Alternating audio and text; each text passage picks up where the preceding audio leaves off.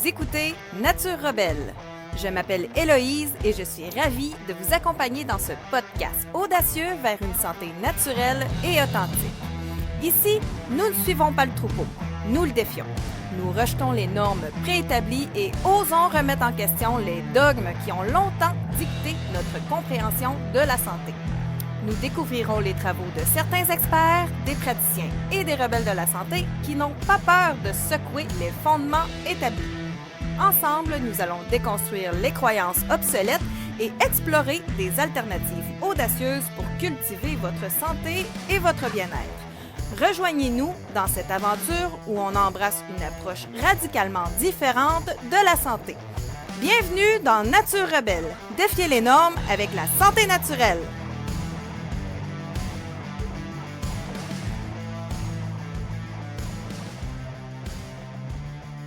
Yes!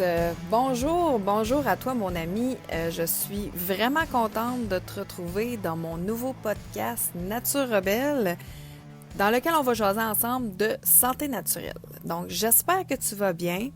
Je m'appelle Héloïse Jean, je suis naturothérapeute certifiée et étudiante en naturopathie fonctionnelle.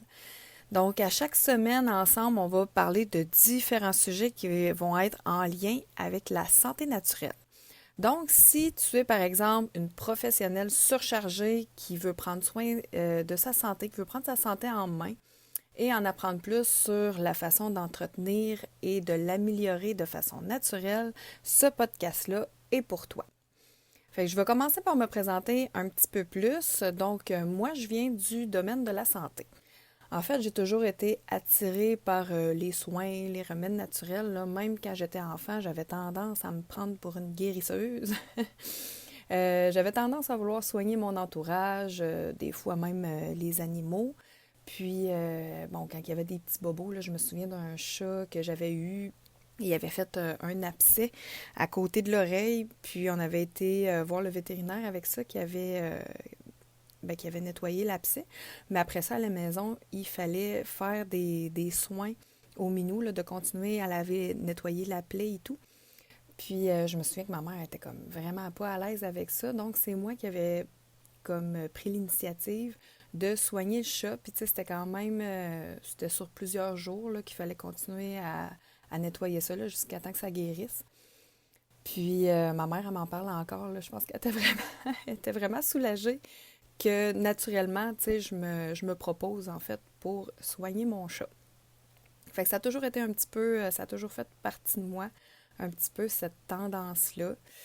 Ma mère aussi, elle avait plusieurs livres qui parlaient, parce qu'elle s'intéressait beaucoup à la nutrition, puis aux remèdes naturels, elle aussi. Puis même quand j'étais jeune, j'avais tendance à beaucoup feuilleter ces livres-là. Il y en avait un, entre autres, là, c'était un petit livre qui avait toutes sortes de trucs là-dedans, là, des trucs de beauté naturelle. Il y avait des trucs aussi là, pour aider à dormir ou quand on a mal au ventre. Tu sais, plein de des petits remèdes puis des petits conseils naturels. Puis je l'ai regardé, là, ce livre-là, là, vraiment, vraiment souvent. Je me souviens aussi là, que c'était dans ce livre-là, justement, là, puis je m'étais mis à me faire des bains de vapeur avec des feuilles de thym, puis je me faisais des masques de beauté là, avec des ingrédients naturels, là, comme du miel, puis plein de petites patentes comme ça. Là. Fait que j'aimais bien ça. À l'adolescence, j'ai aussi fait mes cours de sauveteur pour être sauveteur, mes cours de sauvetage plutôt pour être sauveteur en piscine. Puis, je me souviens que j'avais vraiment trippé là, à apprendre toutes les notions de premiers soins, de secourisme, la RCR et tout et tout. Donc, ce qui a fait en sorte, de fil en aiguille, qu'à un moment donné, j'ai fini par faire mon cours d'infirmière. En fait, j'ai commencé par faire mon cours d'infirmière auxiliaire. Puis ensuite, j'ai complété au cégep en soins infirmiers.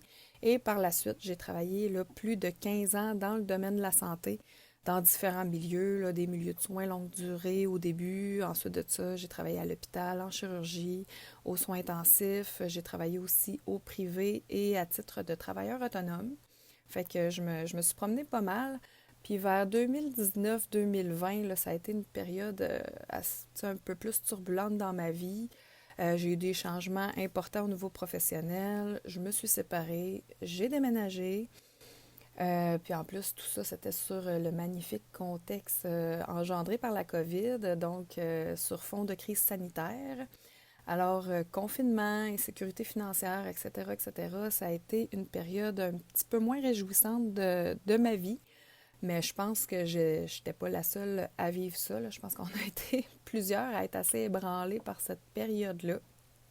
Mais moi, ça a fait en sorte que je me suis remise en question.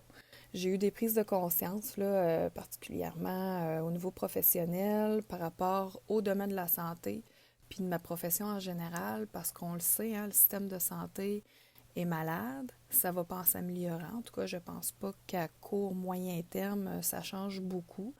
Puis moi, ben, je me sentais plus du tout en accord avec ça, là. Moi, donner des soins à la sauvette, ça me tentait plus.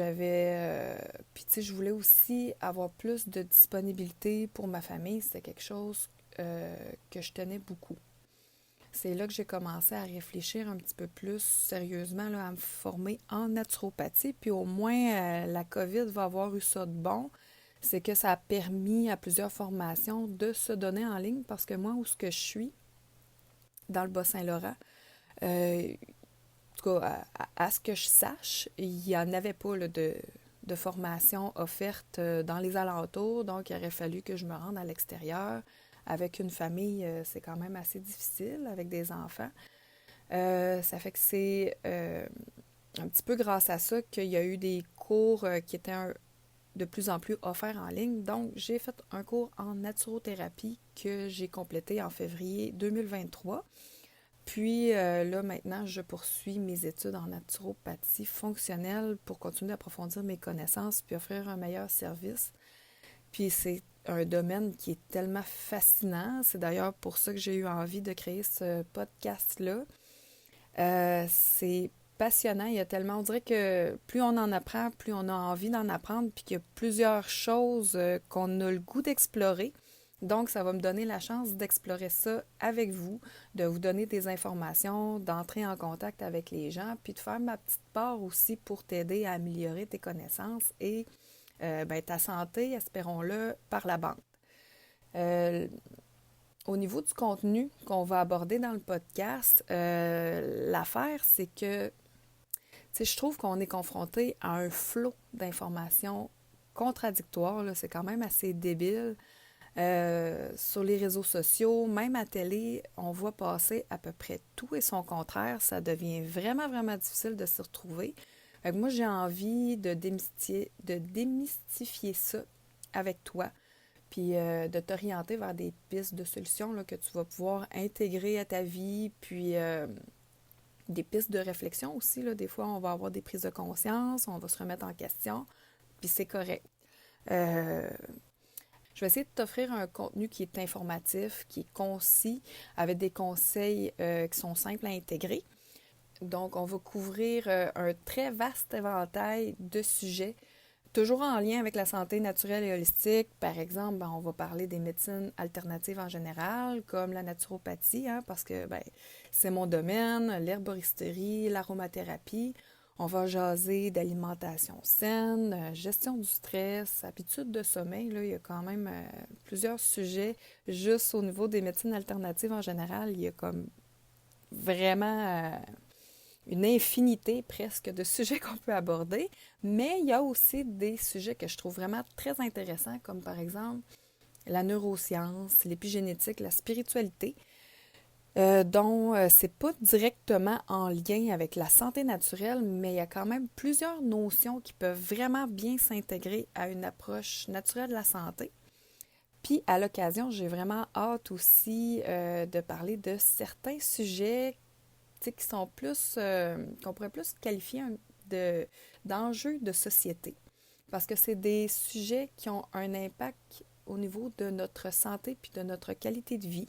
C'est pas directement en lien avec la santé naturelle, mais on va prendre conscience de ces contextes-là, puis on va regarder ensemble quels moyens nous, on peut prendre en tant qu'individu pour essayer d'améliorer d'améliorer ces choses-là. Il peut avoir à travers ça certains sujets qui vont être un petit peu plus controversés ou des petits, plus controversés, oui, mais tu sais, en fait, c'est aussi que c'est des sujets qui sont plus méconnus, qu'on n'entend pas beaucoup parler et qui pourtant, je trouve que c'est des sujets qui devraient faire du bruit et qu'on devrait être informé parce que justement, ça a beaucoup d'impact sur notre santé. Mais en tout cas, nous, on va en aborder quelques-uns. J'ai vraiment hâte de jaser de ça avec toi. On va essayer de laisser... On va laisser la censure puis la langue de bois de côté. On va laisser ça aux conformistes, hein, nous autres. On est une gang de rebelles, puis on va essayer de sortir des sentiers battus, puis on va oser remettre en question certaines croyances puis certaines certitudes qu'on peut avoir. Donc, j'ai vraiment, vraiment hâte de commencer à aborder ça avec toi. Ça va être vraiment intéressant. La plupart du temps, je vais être seule, hein? Je vais être en solo comme aujourd'hui, mais je vais probablement aussi avoir des invités à l'occasion quand que le sujet va s'y prêter. La durée des épisodes devrait être d'environ 30 minutes, mais je me laisse du lousse, là, c'est pas impossible que ce soit plus court, mais c'est très possible aussi que ça déborde parce qu'il y a des sujets qui ont beaucoup de choses à dire, puis moi, je suis capable d'avoir bien de la jasette, donc je veux pas me mettre trop de barrières non plus, mais on va se mettre un approximatif là, de 30 minutes pour se donner une idée. Je vais essayer quand même de t'offrir un contenu qui est informatif et concis, qui est clair, avec des conseils qui vont être simples à intégrer dans ton quotidien. Alors voilà, ça fait pas mal le tour de la présentation que je voulais te faire sur le podcast. J'espère que ça t'a plu et que ça a piqué ta curiosité. J'ai vraiment hâte de commencer à offrir du contenu et des sujets là, plus ciblés. On devrait se faire du fun ensemble, là, je te le promets. Donc, on se rejoint dans un nouvel épisode de Nature Rebelle. Puis d'ici là, abonnez-vous, laissez-moi des avis, des commentaires. Vous pouvez me faire des suggestions aussi. Et vous pouvez venir visiter ma page Facebook Héloïse Jean Naturothérapie. Abonnez-vous là aussi pour me suivre. Je vais probablement déposer les podcasts, le lien des podcasts à mesure sur cette page-là. Alors voilà, j'espère te revoir bientôt. Merci, au revoir.